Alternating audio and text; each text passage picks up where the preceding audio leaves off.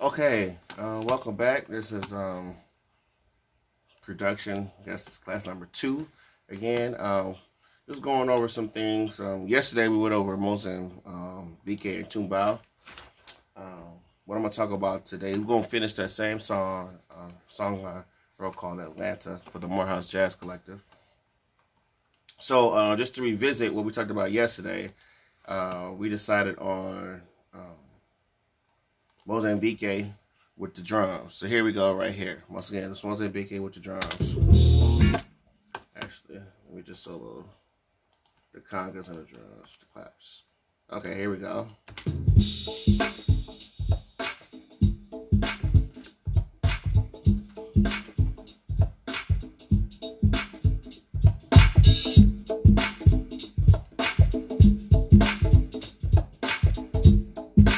Now, what's going to make this sing more is to add a clave rhythm on the cowbell.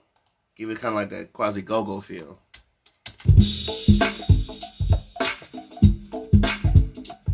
Now, it's not a straight clave, it's swinging with it.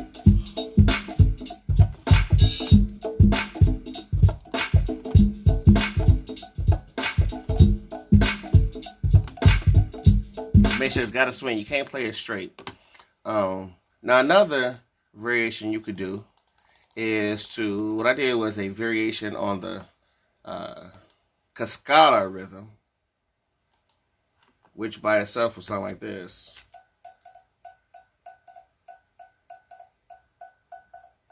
Well, it's actually a far variant on the cascada rhythm. So, when you add that with the Mozambique, it sounds like this.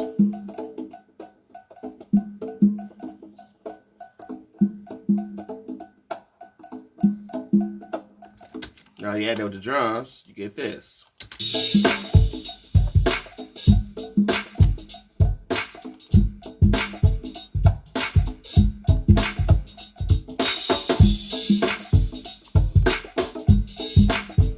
Now I'm just going back to the clave rhythm.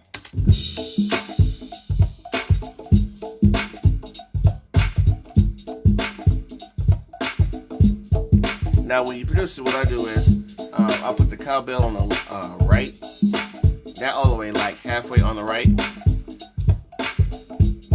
Now what you could do is to add a little, even more soul. Here's a slight tambourine.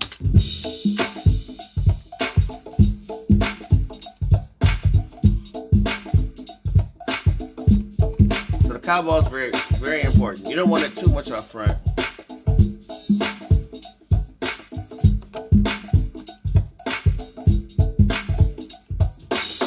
Now I got some scratch piano right here. Just nice little Rhodes sample. One thing about the Rhodes that's different than piano, the Rhodes blends quite well. The piano doesn't really blend; it sticks out. So usually my go-to is usually the Rhodes patch. Very seldom you actually hear me play a piano patch because of the blending nature of the Rhodes.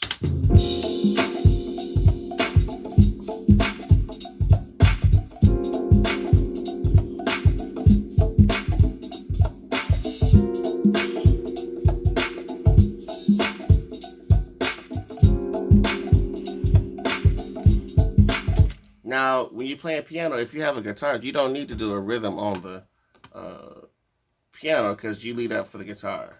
So my first guitar will do this.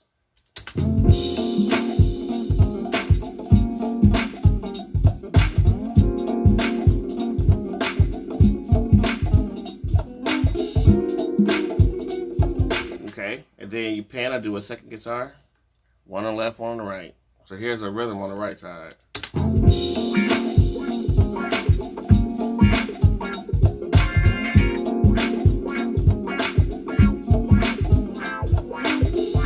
Okay, then you add the bass.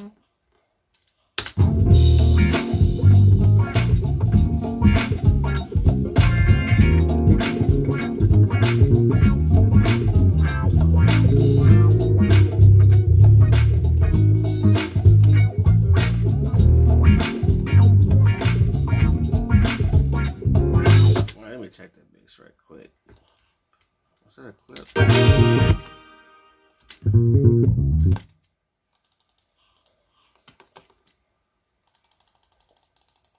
I'll fix that clip. Where'd that clip go? Okay, I see it now.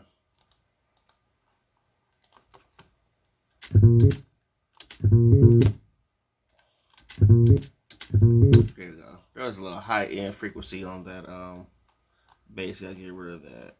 Try to crunch as much frequencies as you possibly can. I'll crossfade that.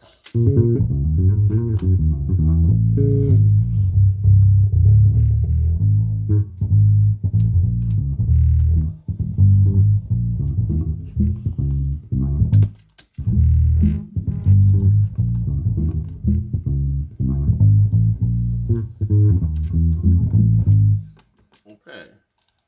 Now before I add the drums, I'm gonna add the cowbell and the congas with it. So yeah, that's swinging.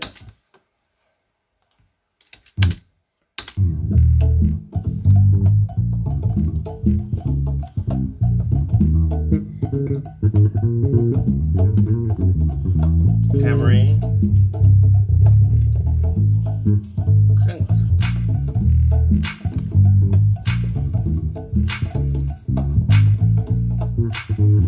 Tambourine track a little bit. So I'm gonna just nudge this tambourine over just a little bit.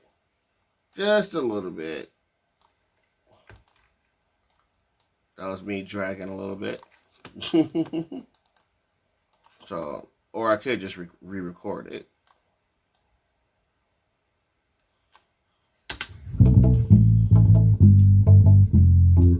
That's a little better.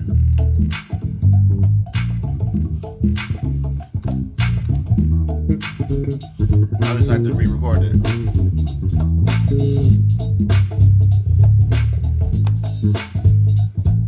Yeah, so that cowbell just gives it that breath.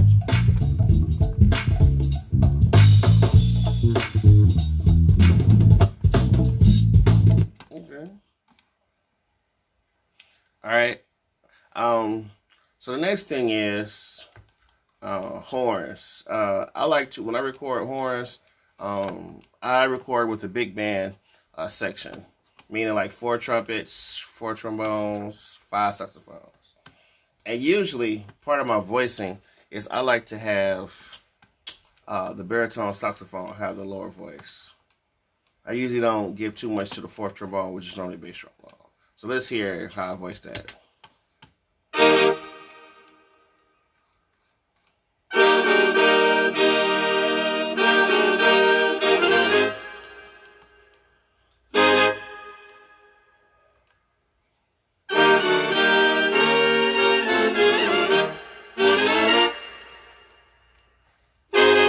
So now if I add those horns and I add the rhythm, add the drums, you know, the Mozambique and the congas and the cowbell, you get this. So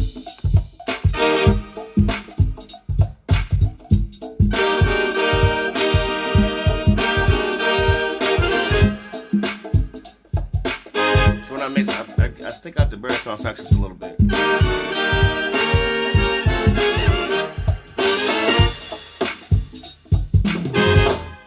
So one thing I like, I guess, is the width of the sound.